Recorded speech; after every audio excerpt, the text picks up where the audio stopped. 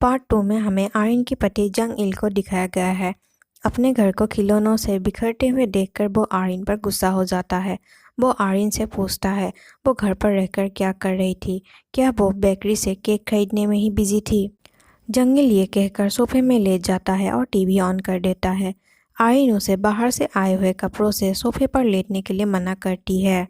वो कहती है सोफे के काउच को क्लीनिंग करना उसके लिए बहुत ही मुश्किल हो जाते हैं। जंग इल कहता है उसने घर पर रहकर कौन सा काम किया है, उसने घर को साफ भी नहीं किया है। आर्यन ये सब सुनकर गुस्सा हो जाती है। वो गुस्से से जंग इल के हाथ से रिमोट लेकर टीवी ऑफ कर देती है। वो कहती है एक हाउसवाइफ होना कितने मुश्किल का काम होता है, क्या उसने अपने बच्चों को नोटिस किया है। वो दिन रात बिना किसी काम से ब्रेक लेते हुए घर को संभालती है। जंग इल कहता है वो भी ऑफिस में जाकर पैसा कमाता है।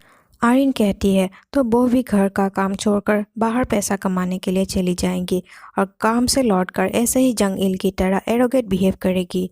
वो कहती है 2 जुड़वे बच्चे को दिन भर संभालना बहुत ही मुश्किल हो जाती है। जंग इल भी उसे उल्टा कहता है कि उसे किसने काम पर जाने के लिए रोका है। आर्यन कहती है कि ढूंढने से भी उसे अब कोई भी जॉब नहीं देंगे क्योंकि उसकी 5 साल पहले की जॉब एक्सपीरियंस ख़त्म हो चुका है। साथ ही साथ वो एक माँ और हाउसवाइफ भी है, कोई भी कंपनी हाउसवाइफ को हायर नहीं करेंगे। तो जंग इल कहता है कि उसने लिफ्ट के दरवाजे पर मिल्क डिलीवरी के काम का जॉब एड देखा है, वो ये काम कर सकती है। ऐसे काम करने से उसकी वेट लॉस भी हो जाएंगी, वो एक गोली से 2 शिकार कर सकती है। ये सुनकर आर्यन रोकर कहती है क्या उसे पता भी है उसने अपना डाइट कंट्रोल करना क्यों शुरू किया है। उसके पास नए कपड़े खरीदने के लिए पैसे ना होने के कारण वो ऐसा कर रही है। वो अपने प्रेग्नेंट होने से पहले पुराने कपड़े को पहनने के लिए डाइट कर रही है ताकि पुराने कपड़े पहनकर घर का खर्च वो बचा सके। जंग इल ये सब सुनकर अपने ऊपर शर्मिंदगी महसूस करता है, लेकिन आर्यन ये सब कहकर अपना सूटकेस लेकर गुस्से से घर से निकल जाती है। आर्यन जब अपार्टमेंट को छोड़कर चली आती है तो रास्ते में किम्बोन उसे देखता है, लेकिन किम्बोन आर्यन से कुछ भी सवाल किए अपने अपार्टमेंट के लिए चला जाता है। वो लिफ्ट के दरवाजे पर किसी का वॉलेट गिरा हुआ देखता है। वो जब वॉलेट को चेक करता है तो उसे आईडी कार्ड से पता चलता है कि उसका पड़ोसी का नाम आर्यन है। इधर रास्ते में बारिश होने के कारण आर्यन एक बस स्टॉप पर रुक जाती है। वो बस पकड़ने के लिए जब अपना पर्स चेक करती है तो उसे पता चलता है कि वो अपना फ़ोन और वॉलेट दोनों घर पर ही छोड़कर आई हैं। ठंड लगने की वजह से स्वेटर लेने के लिए जब वो अपना सूटकेस खोलती है तो वो देखती है कि उसका बैग बच्चों के खिलौने वाले बैग से एक्सचेंज हो गए हैं। तभी वहाँ पर छाता लेके हुए कोई आदमी आर्यन को बुलाती है। आर्यन डर के मारे अपने खिलौने वाले बैग से गन निकालकर उस आदमी के सामने टांग देती है। दरअसल वो किम्बोन था। आर्यन डरकर किम्बोन से पूछती है कि वो क्या उसका पीछा कर रहा है। किम्बोन आर्यन का नाम लेकर कहता है कि पहले तो वो ये गन नीचे रख दे। आर्यन कहती है कि उसे उसका नाम कैसे पता चला, वो कौन है, वो उसकी क्यों पीछा कर रहा है। किम्बोन उल्टा उसे पूछता है कि वो कौन है, वो किसके लिए काम करती है। आर्यन गुस्से से कहती है कि वो एक अनएम्प्लॉय है, वो क्यों उसके काम का मजाक बना रहा है। यह कहकर वो अपना गन चला देती है। किम्बोन भी जमीन पर गिर जाता है। आर्यन हंसकर कहती है क्या वो खिलौने वाले गन से डर गया था, आजकल कौन ऐसे रियल गन लेकर घूमते हैं। किम्बोन उठकर आर्यन को उसकी वॉलेट दे देता है। आर्यन उसे शुक्रिया अदा करते हैं। किम्बोन कहता है उसने आर्यन का पीछा नहीं किया है, वो तो ये वॉलेट देने के लिए आया था। वो आर्यन से पूछता है कि वो ये टॉय गन लेकर क्या कर रही है। आर्यन कहती है वो गलत सूटकेस लेकर घर से चली आ रही है। तो किम्बोन उसे अपना छाता देकर कहता है कि वो अपने घर जाकर सही सूटकेस को ले आए। वो आर्यन की बैग को लेकर उसे उसके अपार्टमेंट तक फिर से वापस छोड़ देता है। अपार्टमेंट के दरवाजे तक छोड़ देने के बाद किम्बोन आर्यन से कहता है कि वो अपने घर के अंदर चली जाए। किम्बोन खुद भी आर्यन के हाथ से अपना छाता लेकर अपने रूम में चला जाता है। किम्बोन अपने दरवाजे के होल से नोटिस करता है कि आर्यन ने अपने घर का दरवाज़ा नहीं खुला है। दरअसल आर्यन को भी ये शर्म आ रही थी कि वो किस मुंह से अपने घर पर जाए, लेकिन किम अपना अपार्टमेंट का दरवाज़ा खोलकर आर्यन को घूरकर कहता है वो कब अपने घर पर जाएंगे। आर्यन भी किम्बोन को देखकर घबराते हुए अपने अपार्टमेंट में चली जाती है। दरवाज़ा खोलने के बाद आर्यन देखती है उसके पति ने पूरा रूम साफ करके रखा हुआ है। आर्यन चिल्लाकर अपने पति को कहती है कि वो इस बार के लिए उसे माफ़ कर देती है। वो उसी सोफे पे जाकर एक पीसफुल नींद लेती है। सुबह उठकर आर्यन फिर से घर के वही हालत देखकर मायूस हो जाती है। वो उठकर पानी पीने के लिए जाती है। तब वो देखती है उसके पति ने उसे माफ़ी मांगते हुए एक लिफाफे में नए क्लॉथ खरीदने के लिए कुछ पैसे देकर जाती है। आर्यन शॉपिंग करने के लिए यूनहा को साथ लेकर जाती है, लेकिन आर्यन अपने बजट बचाते हुए एक्सपेंसिव क्लॉथ नहीं लेती है। आर्यन बजट में रहकर ही अपने नए क्लॉथ लेती है। यूनहा कहती है कि वो एक अच्छी माँ और वाइफ है, लेकिन ऐसे अपने बच्चों के बारे में सोचकर बजट में रहने की आदत उसकी एक बीमारी है। यूनहा पूछती है वो अपने पति के साथ कैसे मेकअप करेगी। आर्यन कहती है वो डिनर में जंग इल का फेवरेट टूना डिश बनाकर उसका खाने के लिए इंतज़ार करेंगी। वैसे भी शादी के इतने सालों बाद जंग इल को मनाना आसान काम ही है। यूनहा और आर्यन ये सब बातें करके मॉल से चले आते हैं। नेक्स्ट सीन में हमें सिर्फ मून को कार पार्किंग एरिया में दिखाया जाता है।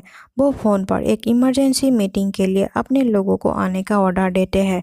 सिर्फ मून जब कार के अंदर जाते हैं तो उनके बैक सीट पर के बैठा हुआ था। के सिर्फ मून के नेक पर एक सिरिंज इंजेक्ट कर देता है।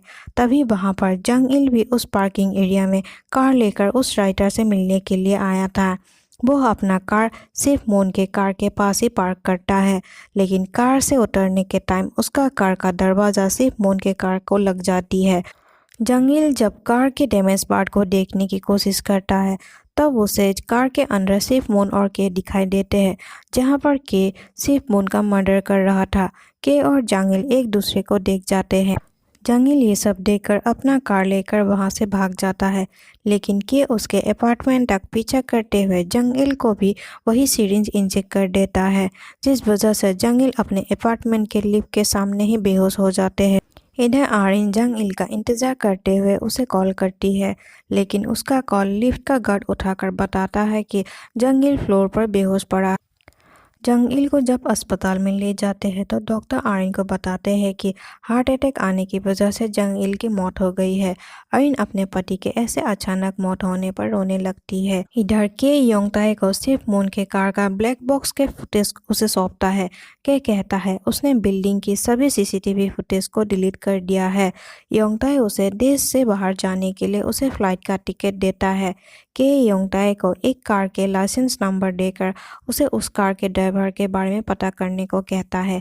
के कहता है उसने उस कार के ड्राइवर को भी मार डाला है, जो और कोई नहीं जंग इल ही था। आर्यन अस्पताल के बाहर डॉक्टर के कहे हुए बातों को सोचकर रोने लगती है। डॉक्टर के मुताबिक उसके पति की इरेगुलर हार्ट बीट थी, जिस वजह से उसे हार्ट अटैक आया था। अगर वो ऑटोप्सी भी करना चाहती है तभी भी रिपोर्ट पर वही रिजल्ट आएंगे। नेक्स्ट डे किम्बन अपने कमरे में एक्सरसाइज कर रहा होता है तो उसे टीवी के न्यूज़ से सिर्फ मून के डेथ के बारे में पता चलता है। पुलिस के मुताबिक सिर्फ मून की डेथ क्रॉनिकल इलनेस की वजह से हुई है। किम्बन तुरंत उस टैरोट कार्ड रीडिंग को ऑनलाइन पर देखता है, जहां पर आज डेथ कार्ड शो हो रहा था। किम्बन अपने आप से कहता है कि मैजिशियन की टारगेट नेशनल सिक्योरिटी के हेड ही क्यों हैं। इधर एनआईएस में एजेंट जियोन अपनी डायरेक्टर सिम को कहती है कि उसे नहीं लगता कि सिर्फ मून के डेथ नेचुरल होंगे। डायरेक्टर कहता है कि उसे एनआईएस के ऑटोप्सी रिपोर्ट पर ट्रस्ट करना चाहिए और सिर्फ मून के डेथ को भी एक्सेप्ट करना चाहिए। जियोन कहती है कि सिर्फ मून के बहुत सारे एनिमीज थे, साथ ही उन्होंने लुकासकॉन कंपनी से फाइटर जेट ना खरीदने का काम करके उन लोगों से अपना दुश्मनी और भी बड़ा कर लिया था। वो कहती है सिर्फ मून के मौत के बाद अब लुकासकॉन कंपनी के लोगों को ही ज़्यादा फ़ायदा होंगे। डायरेक्टर सिम जियोन के बातों को इतना माइंड में नहीं लेता, फिर भी वो जियोन से कहते हैं कि अगर जियोन को पक्का सबूत मिलता है तो वो उसके बातों पर ज़रूर यकीन करेंगे और इस पर इन्वेस्टिगेशन भी करेंगे। जियोन ये सुनकर खुश हो जाती है और डायरेक्टर सिम के ऑफिस से बाहर चली आती है। बाहर आते ही जियोन को पीछे से डेप्यूटी चीफ योंगसिल आवाज़ देती है। वो पूछती है कि जियोन डायरेक्टर के ऑफिस में क्या करने के लिए गई थी। जियोन कहती है वो तो सिर्फ उन्हें हेलो करने के लिए उनके ऑफिस पर गई थी। ऐसा लगता है कि जियोन डेप्यूटी चीफ को उनके हरकतों की वजह से पसंद नहीं करती है। जियोन ऑफिस रूम पर आती है। वहाँ पर टेक्निकल डिपार्टमेंट के एजेंट डुओ उसकी फ़ोन से एक स्टिकर निकाल लेता है। उस स्टिकर पे माइक्रोफोन छुपा हुआ था। जिस वजह से बहुत सारी बातें जियोन की सुन रहा था।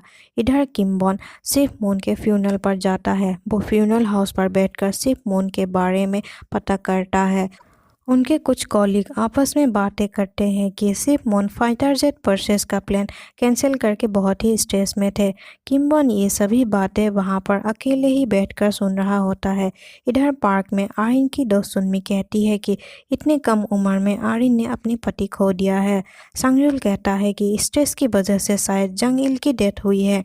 आजकल सभी को स्ट्रेस से गुजरना पड़ता है। हाउसवाइफ को भी स्ट्रेस होते हैं। यूना कहती है कि 2 साल पहले जंग इल के पिता भी हार्ट अटैक से गुजर गए थे।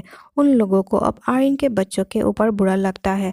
कंपनी वालों ने भी जंग इल का इंश्योरेंस नहीं करवाया था। इस वजह से आरिन को कंपनी वालों से कोई भी इंश्योरेंस के पैसे नहीं मिलेंगे। बॉन जब फ्यूनरल हाउस से निकलता है तो उसे वहां पर एक दूसरे कमरे में आरिन की पति की मौत के बारे में पता चलता है। पार्क में सांगryul अपने बेटे को वॉशरूम के लिए ले जाता है। वह आरिन के दोनों बच्चों को पार्क में ही उसका इंतजार करने को कहकर वहां से चला जाता है। दूर से ही के दोनों बच्चों को नोटिस करता है और कोई ना होने के कारण के उन दोनों के पास जाता है।